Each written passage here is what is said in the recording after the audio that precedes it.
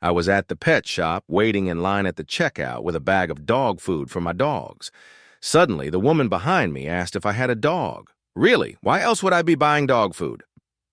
On a whim, I told her, "No, I don't have a dog. I'm actually starting the dog food diet again. I probably shouldn't, though, because I ended up in the hospital last time, but I lost 4 stone before I woke up in intensive care with tubes coming out of most of my orifices and IVs in both arms. It's a great diet. You just load your pockets with handfuls of dry food and eat a little every time you're hungry. It's nutritionally complete, so it works really well. I'm giving it another shot." By now, practically everyone in the queue, including the girl at the counter, was hanging on every word. The woman behind me, horrified, asked, "Did the dog food poison you?" I shook my head. No, it wasn't the food. I stepped off the curb to sniff a spaniel's backside and a lorry hit me. Little Johnny was always late for school, and even worse, he always had an outlandish excuse. The teacher got fed up with his constant exaggerations and told the headmaster. He suggested that the next time Johnny was late, he should be sent to him, and the headmaster would tell him a lie so big Johnny would never lie again. The next day, Johnny walked in 2 hours late. He said, "I was actually 2 hours early today, so I had some extra time. I stopped by the pond to fish and caught a 17-pound trout. I had to take it home, clean it, and freeze it so my mom wouldn't be mad. That's why I'm so late." The teacher took Johnny to the headmaster and explained the story. The headmaster then told Johnny about his own experience that day. "I was walking to school through the park," said the headmaster, "when I heard something behind me. I turned around, and there was a giant grizzly bear, 24 feet tall with 6-inch fangs. It was about to eat me when suddenly a little dog jumped out of the bushes and attacked the bear. The dog killed the bear and ate it right in front of me. Can you believe that, Johnny?" Johnny thought for a moment and then replied, "Oh, yeah, that's my dog Sparky. That's his 3rd bear this week." A young ventriloquist was touring Sweden, performing in a small fishing town. One night, while performing, he started telling some of his usual blonde jokes with his dummy sitting on his knee. Suddenly, a blonde woman in the 4th row stood up and shouted, "I've had enough of your stupid blonde jokes. What makes you think you can stereotype Swedish blonde women like that? What does the color of a woman's hair have to do with her worth as a person? It's people like you who prevent women like me from being taken seriously in the workplace and in society, and from reaching our full potential." The ventriloquist was stunned, quickly trying to apologize, but the woman cut him off. "You stay out of this. I'm talking to that little poo-poo sitting on your lap." My wife and I visited the auction mart at Tralee the other week, and one of the first exhibits we came across was the breeding bulls. We approached the first pen, and there was a sign that said, "This bull mated 50 times last year." My wife nudged me playfully and said, "He mated 50 times last year. That's almost once a week." We moved on to the next pen, where the sign said, "This bull mated 150 times last year." She jabbed me a little and said, "Wow, more than twice a week. You could learn a lot from him." We went to the third pen, where the sign read in bold letters, "This bull mated 365 times last year." My wife was so excited that she nearly broke my ribs with her elbow and said, "Once a day, you could really learn something from this one." I looked at her and replied, "Why don't you go over and ask him if every time was with the same old cow?" A manager at Walmart was tasked with hiring someone to fill a job opening. After going through a stack of resumes, he found 4 candidates who were all equally qualified. He decided to call them in and ask them just one question, and their answer would determine who would get the job. The day came, and as the 4 sat around the conference room table, the interviewer asked, "What is the fastest thing you know of?" The first man replied, "A thought. It just pops into your head with no warning." "That's very good," replied the interviewer. "And now you, sir?" he asked the second man. Let me see. A blink. It comes and goes, and you don't even realize it happened. A blink is the fastest thing I know." "Excellent," said the interviewer. "The blink of an eye, that's a very popular cliché for speed." He turned to the third man, who was pondering his response. Well, out at my dad's ranch, you step out of the house and there's a light switch.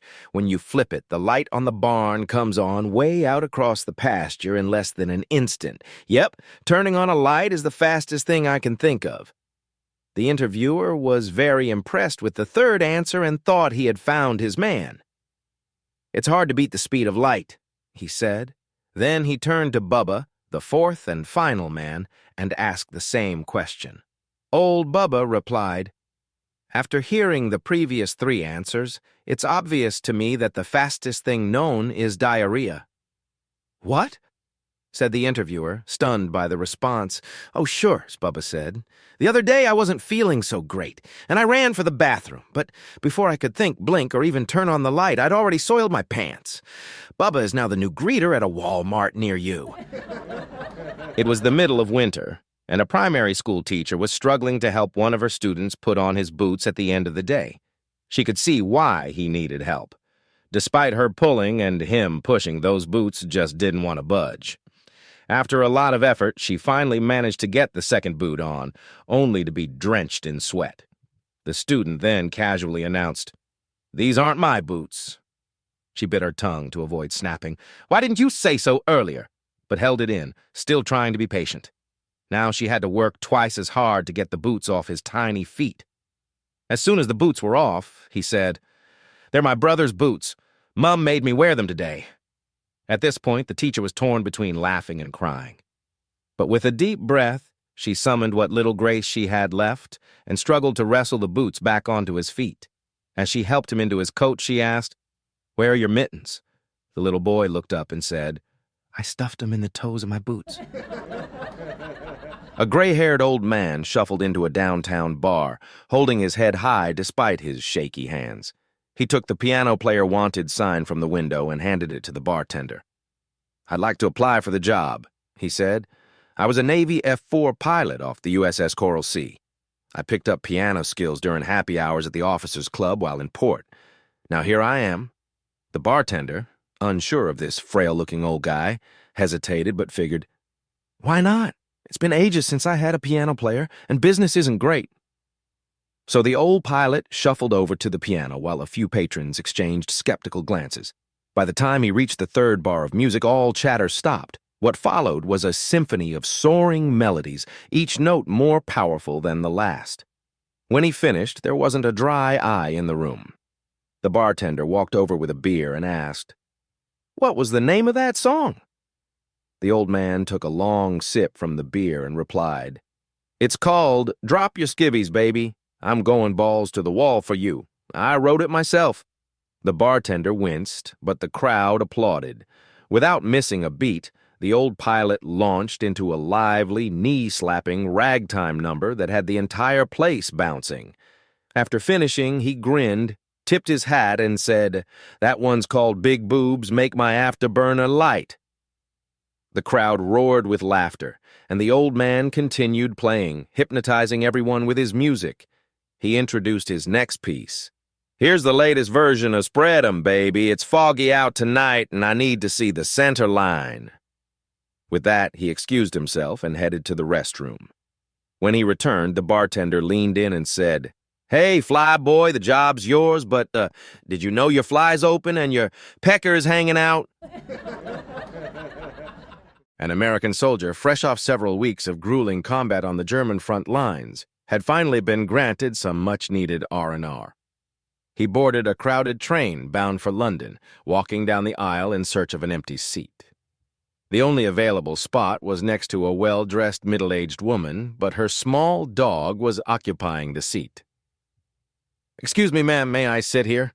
the soldier politely asked. The Englishwoman looked him up and down, sniffed, and responded, "You Americans, you're such a rude lot. Can't you see my little Fifi is using that seat?" The soldier, weary from battle, turned away and continued down the train. But when he reached the end, he found himself once again facing the woman and her dog. This time he asked, "Please, ma'am, I'm really tired. May I sit down?" The woman curled her lip, sneering, "You Americans! Not only are you rude, but you're also so arrogant. Just look at you." Without another word, the soldier bent down, picked up the dog, tossed it out the window, and sat down in the empty seat. The woman screamed and shrieked, demanding someone step in to defend her. An English gentleman sitting across the aisle calmly spoke up. "You know, sir, you Americans do have a knack for doing things the wrong way. You eat with the fork in the wrong hand. You drive on the wrong side of the road, and now, sir, you've thrown the wrong bitch out the window." A man walked into an antiques shop and quickly spotted a table he liked. He asked the assistant for the price. £2,000, sir." £2,000? That's outrageous, the man exclaimed. "That's true," replied the assistant. "But this isn't just any table. This one has special powers." "Special powers? Prove it," the man challenged. The assistant went over to the table and asked, "How many floors are there in this building?" Immediately, the table leaped into the air 4 times, confirming there were indeed 4 floors in the building. The man, not completely convinced, said, "All right, ask it how much money I've got in my wallet." The assistant did, and the table jumped up 11 times. "That's incredible," said the man. "It's true. I've got 2 5-pound notes and a 1-pound coin. I'll take it." The man paid the £2,000, and the next day, the table was delivered. When his friend came over to see the new piece of furniture, the man proudly said, "It's a very special table. Watch this." He thought for a moment and then asked, "How much money does my wife have in her bank account?" The table immediately went wild, leaping up and down without stopping for 10 minutes. Stunned, the man said, "How can that be? Where did she get all that money?" The table finally stopped jumping. Its legs slid apart, and its drawers fell to the floor. A father walks into a restaurant with his young son and hands him 3 nickels to play with, hoping to keep him occupied. Suddenly, the boy starts choking, turning blue in the face. The father quickly realizes that the boy has swallowed the nickels and begins frantically slapping him on the back. 2 of the nickels are coughed up, but the boy is still choking. Desperate, the father looks around for help, shouting in panic. At a coffee bar across the room, a well-dressed, serious-looking woman in a blue business suit is reading a newspaper and sipping coffee. Hearing the commotion, she calmly places her cup down, folds the newspaper neatly, and stands up. She walks across the restaurant at a steady pace. Reaching the boy, the woman suddenly drops his pants, grabs hold of his testicles, and begins squeezing and twisting, gently at first, then with increasing pressure. After a few tense seconds, the boy convulses violently, then coughs up the last nickel, which the woman catches with one hand. She releases the boy's testicles, hands the nickel to the father, and silently returns to her seat at the coffee bar. Relieved that his son is okay, the father hurries over to thank her. "That was amazing. I've never seen anything like it. Are you a doctor?" The woman looks up, coolly replies, "No, I'm with the IRS." Alfred and Jethro ran a small farm and kept a variety of animals. After months of hard work, Alfred decided they deserved a night off. So when he heard that a famous evangelist was performing in the West End of London, he thought it would be just the thing. They set off early and arrived at the theater, taking their seats. The evangelist worked his way through the performance, encouraging the audience to reveal their innermost thoughts and secrets. Then, as he reached the climax of the show, he announced, "I want to talk about the afterlife now. Is there anyone here who has seen a ghost?" Several hands went up. "Is there anyone here who has spoken to a ghost?" Fewer hands went up, but still a few. "Is there anyone here who has been touched by a ghost?" Even fewer hands now. "Finally," the evangelist continued, "if there's anyone here who has had sex with a ghost, I want them to come up to the stage." At first, no one moved. Then, to Alfred's shock, Jethro stood up and began walking toward the stage. "Jethro!" Alfred shouted. "When did you have sex with a ghost?" "Oh, ghost?" Jethro replied, turning back. "I thought he said the goat." A young doctor moved to a small community to replace a retiring physician. The older doctor suggested that the young one accompany him on his rounds so the community could get used to the new doctor. At the first house, a woman complained, "I've been feeling a little sick to my stomach." The older doctor replied, "You've probably been overdoing the fresh fruit. Cut back on it a bit and see if that helps." As they left, the younger doctor asked, "You didn't even examine her. How did you come to that diagnosis so quickly?" The older doctor explained, "I didn't need to examine her. Did you notice I dropped my stethoscope on the floor in there?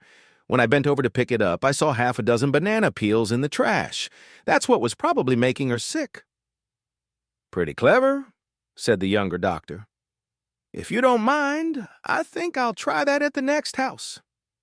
At the next stop, they spoke with a younger woman who said, "I just don't have the energy I once did. I've been feeling terribly run down lately." The younger doctor said, "You've probably been doing too much for the church. Maybe you should cut back a little and see if that helps."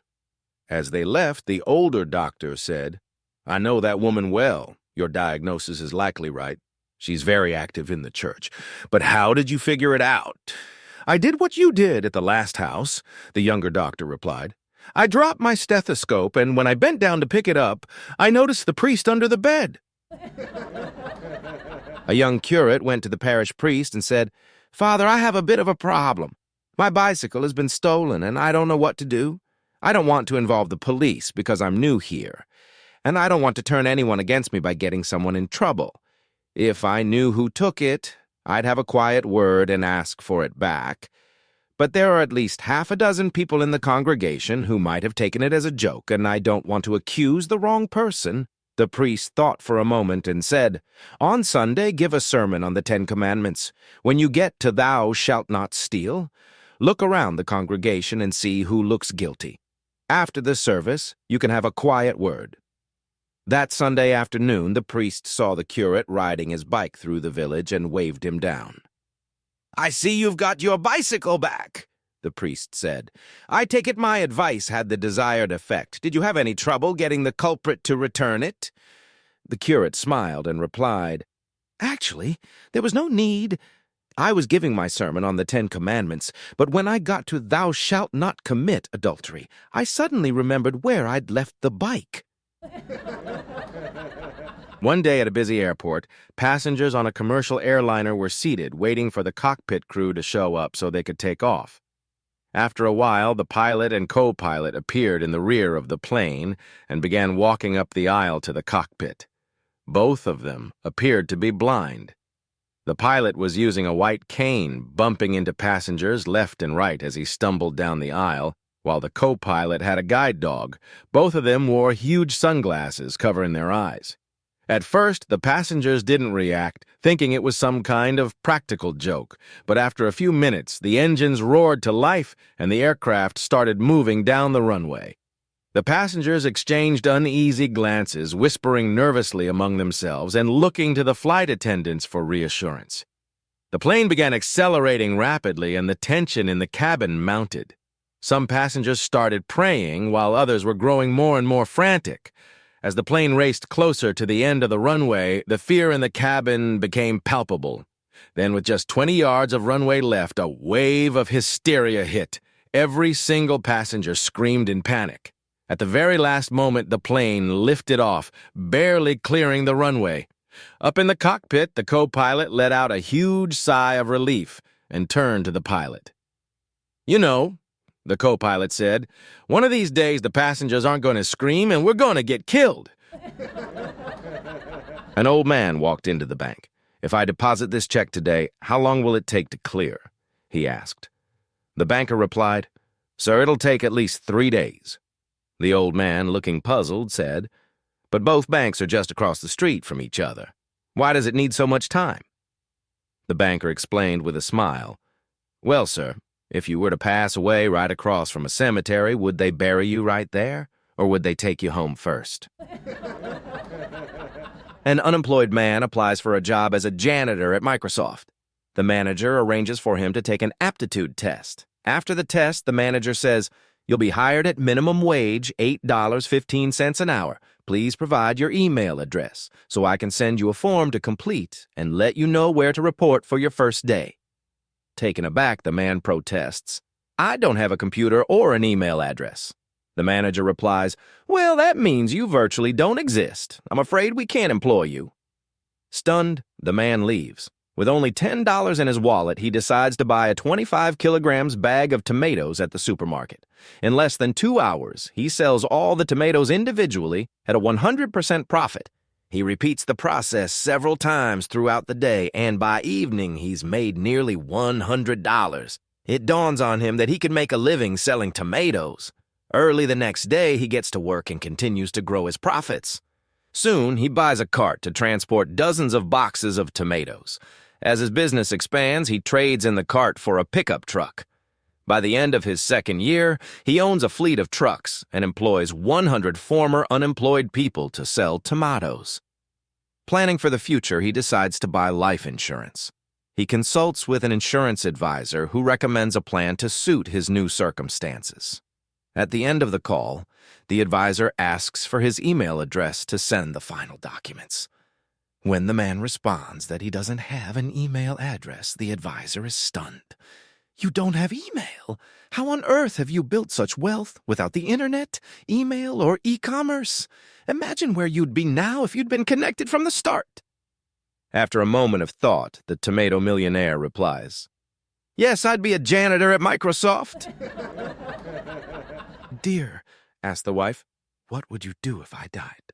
"Why, dear, I would be absolutely devastated," the husband replied. "Why would you ask such a morbid question? Would you remarry?" she pressed on. "No, of course not, my love," the husband said. "Do you enjoy being married?" she asked. "Of course I do, darling," he answered. "Then why wouldn't you remarry?" All right, he said, trying to change the subject. "If it made you happy, I'd remarry." "You would?" she asked, looking somewhat pained. "Yes," he admitted, feeling cornered. "Would you sleep in our bed with her?" she asked after a long silence. "Well, I suppose I would," he said, sighing. "I see," she replied, clearly displeased. "And would you let her wear my old clothes?" "I suppose if she wanted to," he stammered. "It would be a compliment to your excellent taste." "Really?" she asked, her voice icy. "And would you take down the pictures of me and replace them with pictures of her?" "I guess so. It would only be proper," he said, trying to justify himself. "Is that so?" she snapped, standing up abruptly. "And I suppose you'd let her play with my golf clubs, too?" "Of course not, dear," he replied quickly. "That would be impossible. She's left-handed." Last summer, a group of Hell's Angels were riding east on Highway 378 when they noticed a girl about to jump off the PD River Bridge. They pulled over. George, their burly 53-year-old leader, hopped off his Harley and walked through the crowd of gawkers, past the state trooper trying to talk her down, and said, "Hey, baby, what you doing up there on that railing?" Tearfully, she replied, "I'm going to commit suicide," not wanting to seem too sensitive, but also not wanting to miss his chance to be a hero. George said, "Well, before you jump, why don't you give old George here one last kiss?" Without hesitation, she leaned over the railing and gave him a long, passionate kiss. Then she kissed him again, even better than the first.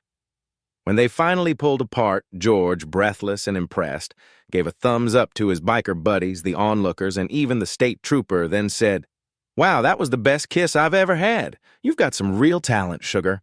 Why are you committing suicide?" She looked at him and replied, "My parents don't like me dressing up like a girl." The rest of the story is unclear, whether she jumped or was pushed. During a massive flood, a devout man is stranded on the roof of his house. A boat rows past and the man waves it away, saying, "No thank you, God will grant me a miracle." As the water rises to his knees, another boat arrives, but the man still refuses, saying, "I trust in God, He will save me." By the time the water reaches his waist, a third boat appears, but again he declines, confident that God will grant him a miracle. Finally, the water is up to his neck when a helicopter hovers above, lowering a ladder. The man refuses once more, insisting, "God will save me."